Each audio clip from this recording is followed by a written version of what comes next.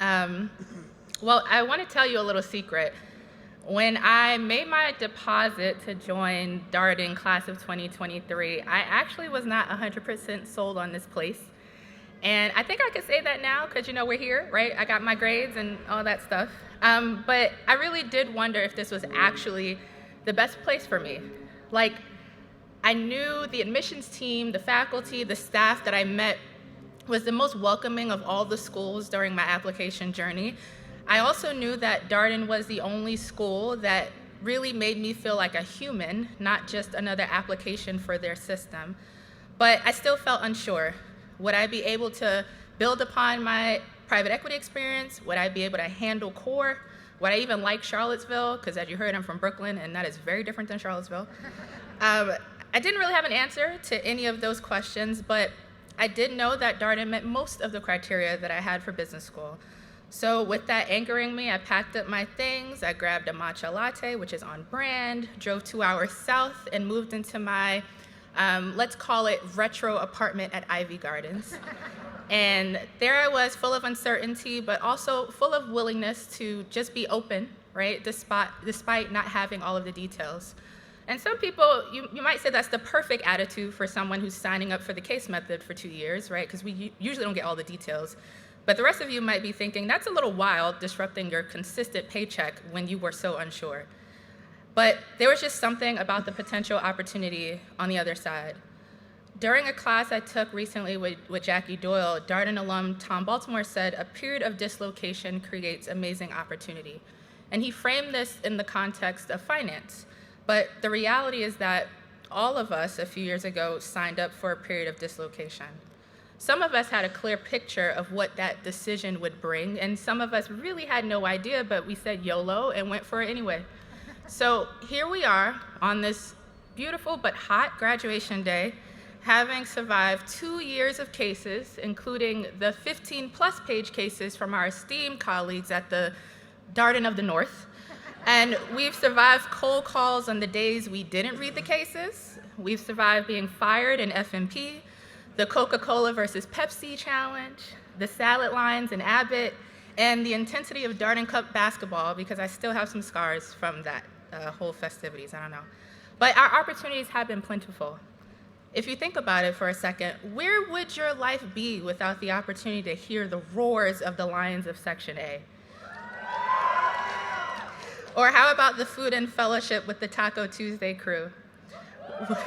What about the beauty of celebrating Diwali or sitting in on Darden stories with some of your closest friends? I can't forget about singing our hearts out at Dirty Nelly's with Philly Joe, or spending money we really don't have at the BGIA auction. Social scene aside, we've really had the opportunity to learn from some of the best professors and from each other. We've had the chance to take almost 2 years to explore business and to really better understand ourselves.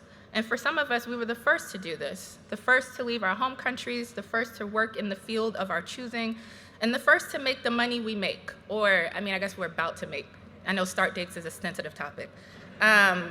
If you think about your 2 years as a case, though, what decisions did you make during this time that aligned to your original criteria?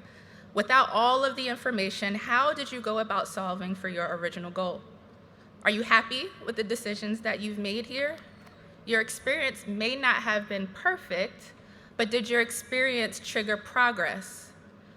During an ethics class, Ed Freeman said, just because you can't solve anything doesn't mean you can't do anything. I initially couldn't solve for the uncertainty I felt about Darden, but that didn't stop me from acting and ultimately reaping the benefits. I'm proud to report that I have gone from being uncertain about Darden to drinking the Darden Kool-Aid like I'm doing a keg stand at the DMA tailgate.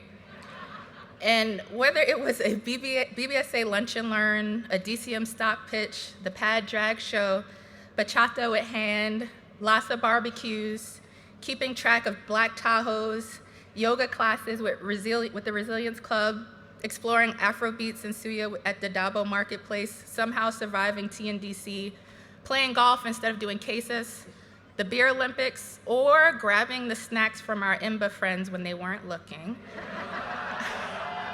Sorry, guys. We really did have an experience that afforded us new opportunities to progress as the global leaders we aspire to be. As we leave this place and take on the roles of masters in business, my hope is that we continue to take action in moments of uncertainty. My hope is that whether you are here with us in person or you are with your family participating remotely, you feel connected to the pockets of energy at Darden that made a positive deposit in your life. As you consider the career before you, don't let uncertainty stop you. Feel the fear and do it anyway, except if it means going to jail, okay? Always remember that progress is greater than perfection, so seek progress above all else. Thank you to my classmates for uplifting and embracing this chocolate drop from Brooklyn, New York. Thank you to the fantastic faculty and staff for challenging us and cheering us on, to our family and friends for supporting us, and of course, a special shout out to my heart, David, for keeping me anchored during this whole experience. My time here, I guess, is up, because I know I'm standing between us and the stage. But if nothing else sticks today, just hold close the words of a profound philosopher, Christopher Wallace, also known as the Notorious B.I.G. He said, "Stay far from timid, only make moves when your heart's in it, and live the phrase, sky's the limit." Thank you, guys.